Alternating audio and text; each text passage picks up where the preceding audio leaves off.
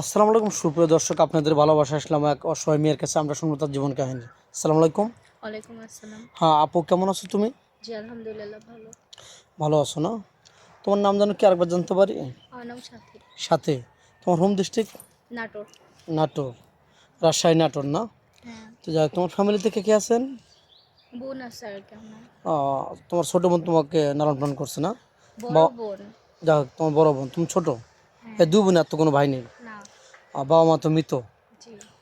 আচ্ছা, তোমার এই অসহায়ত্ব দেখে এমন কেউ পাশে দাঁড়ায় নিয়ে যে আমি তোমাকে হেল্প করব, বা তোমাকে লেখাপড়া করাবো, বা তোমাকে বিয়ে শাদী করাইবো, এরকম কোনো পার্সন দাঁড়ায় নেই তোমার পাশে? না। তাহলে তোমাকে বড় বোন ছোটোবেলা থেকে লালন পালন করতেছে, এই তো? জি। তো খুব কষ্টের সাথে তোমার জীবন, মানে যুদ্ধ করে তো এতটুকু বড় হয়েছো না? জি। যুদ্ধের সাথে তো যাই হোক, কোনো প্রবাসী বাদু তোমাকে বিয়ে করে দেশে রেখে যায়, তাহলে কি তাদের সংসারে থাকতে পারবে? যদি চার পাঁচটা ম্যান থাকে, বাপ মা ভাই বোন থাকে, তাদেরকে আগলে রেখে চলতে পারবে তাল মিলিয়ে? জি, পারবো।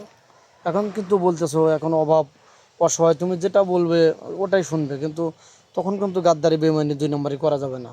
কেউ যদি তোমাকে আশ্রয় দেয়, ভালোবেসে বিয়ে শাদী করে, তার সাথে কোনো প্রতারণা করা যাবে না, নাকি? জি। আচ্ছা, তুমি যেমন এখন অসহায়, কোনো ভাই যদি এই আমাদের চ্যানেল দেখে কেউ তোমাকে চাকরি দিতে চায়, হয়তো 20,000 50,000 টাকা বেতন দেবে, কিন্তু বিনিময়ে কিছু চায়, তুমি কি ইচ্ছুক দিতে? যেমন তোমার পেটে ভাত নেই, না। তোমাকে একজন 30,000 টাকা স্যালারি দেবে, কিন্তু তোমার বিনিময়ে কিছু চাচ্ছে। আমি না, বোঝোই তো না, একটা না। মেয়ের থেকে কী চাইতে পারে, তাতে কি বিনিময়ে তুমি কিছু দেবে? না, আমি এসবের মধ্যে নাই। কারণ দেবে না কেন, এটা একটু বোঝা বলবা? না, এসবের মধ্যে আমি না। তার মানেটা কি, মানে এসবের কেন? মধ্যে থাকলে তো আমি গার্মেন্টসেই কাজ করতে পারি, তাই বা না? প্রেম প্রীতি করে তুমি বিয়ে শাদী করতে পারতা নাকি? জি। মানে তুমি খারাপ পথে, তুমি না খেয়ে থাকবে, কিন্তু খারাপ পথে যাইতে রাজি নাই, হ্যাঁ। এক কথায় বোঝা যাচ্ছে নাকি? না ভুল বললাম? হ্যাঁ, ঠিক। তো যাই হোক, তুমি, তোমার বয়স কত বলছিলে?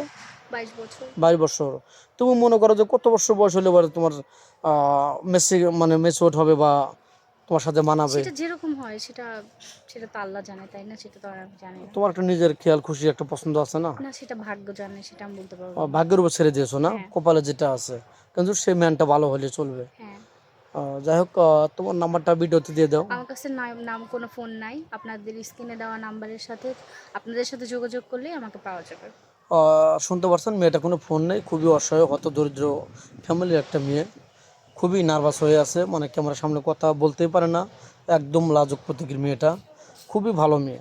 তো যাই হোক, কেউ ভিডিও কল দেবেন না, অডিও কল দেবেন। ভিডিও কল দিলে ব্লক করতে বাধ্য হব। এটা ইউটিউব চ্যানেল কর্তৃপক্ষের নাম্বার।